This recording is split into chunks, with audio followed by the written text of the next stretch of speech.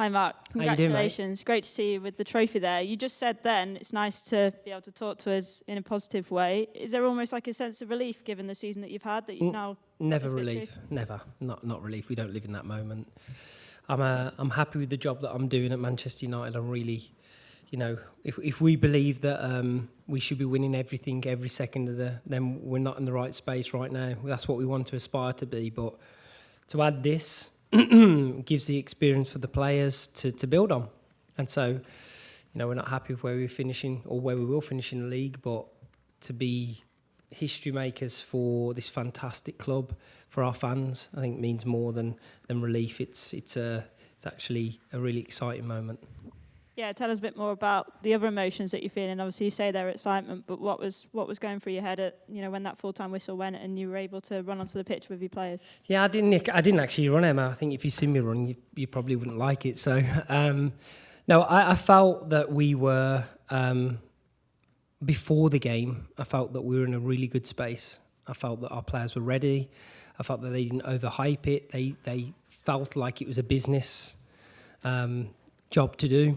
And I want to give so we can get out there. I want to give Tottenham a lot of credit for the run that they've had, the season that they've had, and if they use it like we had to use it last year, then it will only serve them for future successes, I'm sure. So, congratulations to them. But for us, I think we fast forward far too many times beyond the moment for the next thing. But actually, it feels really nice to be present. I had a chat with Nick Cox, head of the academy, yesterday, and he spoke about being present.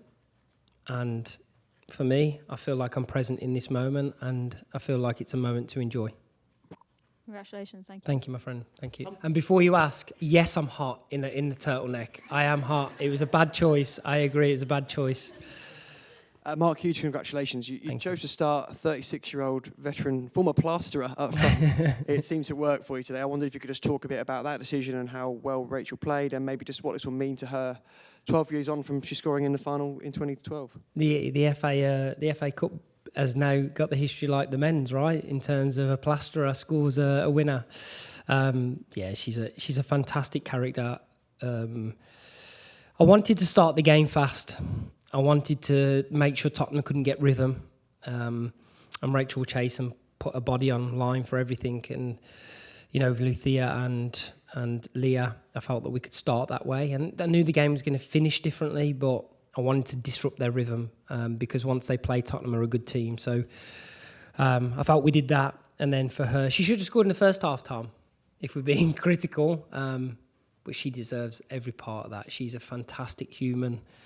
More importantly than a footballer, but I hope she goes down as an iconic player for Manchester United.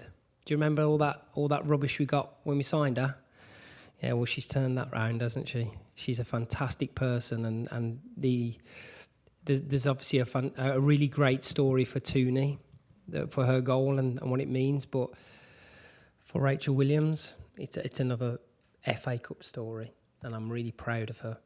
That was the next thing I wanted to ask you, was for a lifelong fan of the club to score the first goal and such a good goal, what will that mean? Iconic moment, iconic player, iconic club. And I think those are springboards you should use, Tom. Yeah, like there's a disappointment of last year, but we have to use that springboard to make sure that this isn't a one-off. And we have to compete better in the league on a consistent basis for us to be up there again. And I believe that we will do that. This has to be the impetus and springboard for us to know now that we can deliver success for this fantastic club.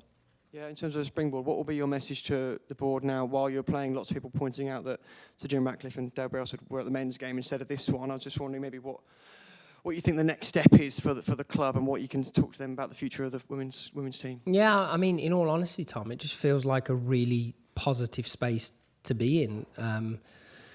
We know as a club that we want to be winning titles and we want to be winning things, and obviously the men have the FA Cup to look forward to as well.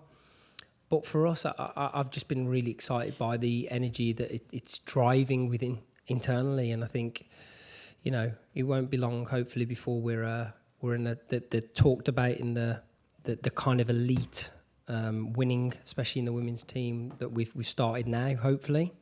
But it's exciting. I'm really excited. and I know what's coming, and it's an exciting time to be a Manchester United fan. Cheers. Thank you.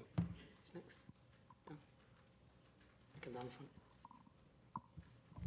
Congratulations. Thank you, my friend. I just wonder what you've learned about yourself during this season, this cup run in particular, because it feels like in the semi-final and the final, we've kind of seen you at your best. Yeah. I mean, I'm pretty good at times, Dan. I know people tell me I'm not, but I'm actually okay. No, I learned a lot about the mental resilience that you need. You can't be at Manchester United if you are weak in the mind, and we have to deliver. We have to deliver trophies for an expectant fan base that are supporters the best in the world, and that's a pressure and a privilege. And today we've done that, but there's so much more to come. I'm learning lots about myself every day. But if you fast forward, I said Carl Green, my assistant, who's my assistant at Birmingham, he said to me around 7 minutes ago, he said, "Look, remember what it felt like 7 years ago at Birmingham when." I said it was the loneliest place I've ever been when we were 4-1 down and on that touch line. And he said, just take a moment to feel it. And if you look at me towards the end of the game, only last couple of minutes, I just sat quiet and I felt and I stayed present. And that's like, it's a general life lesson that we just fast forward things too quickly. And sometimes just spend the time looking at people, being part of the experience. And I'm so proud of all of the players today because, they only do it to bring success to this fantastic club. I think the game plan was rock solid. It was obviously implemented really, really well by the players. I just wonder how much kind of practice went into kind of the set plays, the corners, because, you look really, really dangerous in the first half. Yeah, I mean, I was really disappointed against Liverpool last week. We lost the game on a set piece when it was a bit of concentration, and we worked hard. And obviously, Wilco's done a great job all year, the goalkeeping coach in Wilkin. And he's delivered so many quality moments this season with his plans and his preparation, but also the players have to concentrate. On AM, on DAB, via the talkSPORT app and on your smart speaker. talkSPORT.